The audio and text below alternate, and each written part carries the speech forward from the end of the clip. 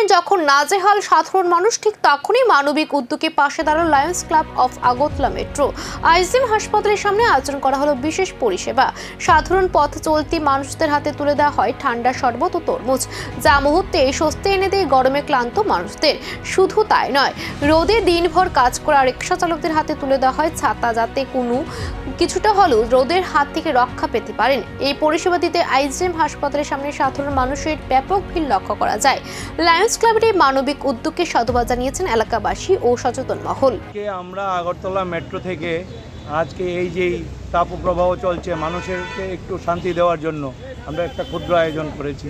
ঠান্ডা পানীয় এবং তরমুজ, লেম্বু পানি, এগুলি আমরা কিছু আয়োজন করেছি। কারণ কি মানুষকে ওই বার্তাটা দিতে চাই আমরা এটার মাধ্যমে কিছু ছাতিও আমরা মানুষকে দেব, কারণ তাপের থেকে বাঁচার জন্য। কারণ আমরা কিছু স্লোগান আমরা দিয়েছি, ছাতা নিন, রোদ থেকে বাঁচুন, জলই জীবন, গরমের দিনে জলের বিকল্প নেই, আপনার গরমে সুস্থ থাকুন, কাজের মাঝে বিরতি নিন, সূর্যের তাপ থেকে বাঁচতে হালকা সুতির কাপড় পরুন, গাছ লাগান, ছায়া পান, তাপ কমান, তৃষ্ণা মেটাতে শরবত পান করুন। মানবিক উদ্যোগে মিলছে স্বস্তি। সমাজের পাশে দাঁড়ানোর এমন ছবি আশার আলো দেখায়।